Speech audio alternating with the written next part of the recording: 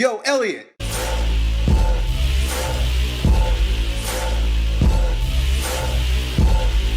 Hey, what's up, guys? Today we got a question from our Strength Camp Online member, Richard, who goes on to describe how he and his wife have found interest in watching my training vlog videos on my Strength Camp channel. And most recently, I've introduced my wife into those videos. I've been recording my workouts. I did this for many years, and I started training her earlier this year, and I decided, well, babe, if I'm gonna work out, you're gonna be in the videos. And she resisted a little bit, but glad to have her there because, you know, a lot of women get to see how a strong woman works out. My woman is strong, man. And he goes on to say how he and his wife kind of have noticed the deep and profound love that we obviously share with each other. And he goes on to say, Elliott, how do you love someone into the strongest version of themselves? Right? Assuming that that's what I did, right? Loving Colleen, I love her deeply. Love her so much I could eat her. I do, in fact. She's delicious. How do you do it, right? Well, you know, I'm not gonna stand here and act like I have an answer for a question that multi-dimensional. But what I can do is offer you a very interesting story I once heard. It's a weird story, in fact. It's called The 10-Cow Bride. And it's all about loving someone up to their potential, you know? So it goes beyond just our relationship with our women, but loving anyone in your life. So there are these three guys. Their ship got capsized and they're on their little rowboat in the middle of nowhere. Right? Starving, sweating, lips are all chapped and shit because the sun's been beating down on them for days. And they're thirsty. And they see a little island somewhere and they say, oh, land. And they get over to the land, they get on the island, and a king comes out and he says, welcome to our island. You look like you need some water. You look like you need some fruit, some meat, and a good time, maybe some wine. So he brings them, he brings these three guys into the island, and all the people there they're having a great time. They're probably half naked and stuff, because that's what people on islands do, right? And they're playing music, and it's always good music on those islands. They don't play bullshit ass music. Good music, wine, eating, having a good time. They're healthy again. These people nurse them back into health. They all respect each other, love each other, and it's a grand old time they have. But as time goes on, and I guess they were smoke signaling or some shit, and somehow the people back home discovered where they were and they were coming to save them. We're getting off this island. And although the guys had a great time, they want to go home. So the first guy, he says, well, thank you, King. Thank you so much for taking such care of us and being so hospitable. Thank you, people of the island. And he says, goodbye. And he walks off. Second guy comes over, shakes his hand also. Thank you. Gratitude. You people are great. We will be back. Say hello or something. I don't know. And then the guy bounces. But the third guy comes up to the king and he says, King, I appreciate everything you've done for me, but I don't want to leave just yet. In fact, I want to marry your daughter. The king says, oh, that is so wonderful. That is great. We are all so excited. We'll throw a huge feast.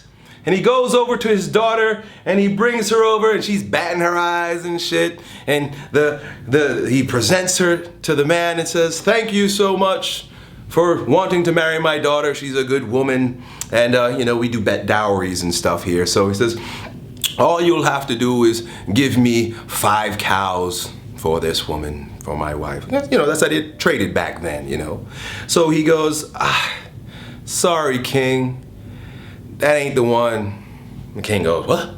Yeah, it's kind of crazy because I got multiple daughters and she's definitely the best one and she knows she's the best one, batting her eyes and shit. And he goes, no, that's not the one. So the king goes over, he's like, oh, you must mean this one. Cynthia, right? What's a good island name? Cynthia ain't no damn island name. Quinita. Here's Quinita. And he brings Quinita looking all voluptuous and sexy. She's batting her eyes and shit too. And the guy goes, no, I'm sorry, King, that's not the one. I want that one. And he points to a little overweight, perhaps missing some teeth, hair looks a little not so great, daughter. And the king goes, whoa, man, hold on. You don't want her, do you? And she goes, you don't want me, do you? And he goes, yes, I do. So the king says, listen, man, I get it. Whatever it is, maybe you're a freak or something, but hey, you can have my daughter for 2 cows, right? Because they do dowries.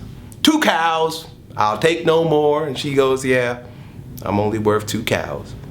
And the guy goes, no, I will hear none of it. I will pay you 10 cows for this woman. And everybody, king goes, no. The girl goes, man, you don't know what you're getting yourself into. It don't work that way. I ain't no 10 cow bride. And the man says, shush, I'll hear no more of it. I will pay you 10 cows tomorrow, and I'll marry your not so strongest version of herself. Wife, daughter, now my wife. All right, whatever. And they throw a big party and everything goes great. He gives her 10 gives 10 cows to the king, and they get married, they have children, life goes on, storybook closes, reopens. 10 years later, the old buddies who was there with him the first time came back to celebrate and say, hey man, we know that you didn't come home with us, but we wanted to catch up with you. And came back on the island, they're like, man, things are looking pretty good around here. King, what's up, bro? Hey, dog, who's that fine woman you with? And he goes, hey, that's my 10 cow bride. And they say, no, no, no, no, no. You didn't pay 10 cows for that ugly girl last time we was here, did you? And he said, yes. Then what happened? How is she so damn gorgeous right now? Moral of the long ass story is that he saw the beauty in this woman even though she couldn't see the beauty in herself, and no one else recognized the jewel that she was. And he paid the dowry for it, meaning he gave all that he believed that she was worth in the form of love. You know, these are all metaphors and shit. It's not really cows, it's how much you offer your love to someone. You love someone up to the strongest version of themselves, and they reach that, they become that. Wife, children, co-workers. If you can offer your love and your appreciation, your gratitude, and can see the gem that they are, even if they don't know it, even if the world doesn't know it, they will grow into that. They will rise up to that. It's an expectation that goes beyond, this is what I expect you to do. It's an expectation that comes from the service that you offer that person. Letting that person know how beautiful that you think they are. Let that person know how amazing you think they are every single day. Every day I come home with 10 cows for Colleen. I remind her that I think she's the most beautiful woman on the face of the earth. I let her know how desirable I think she is. She still makes my mouth water. And I remind her of that.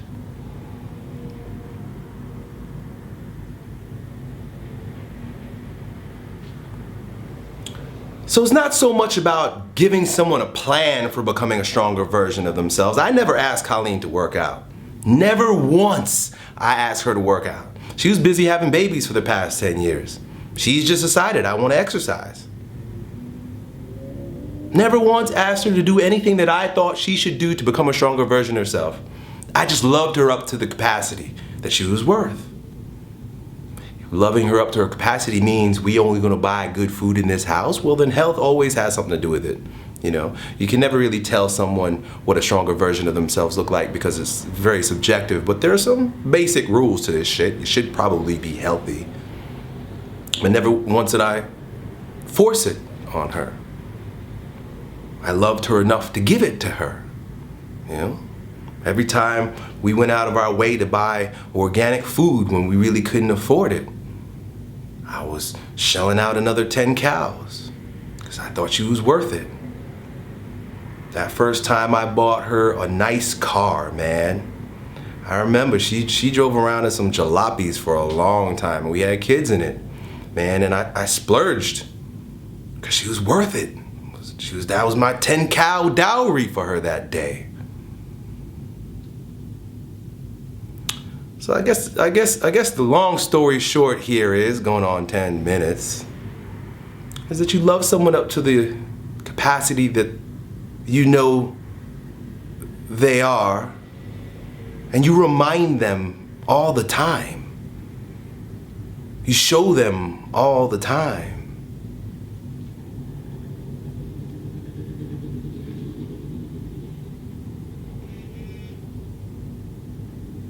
Done. Elliott said, "What?"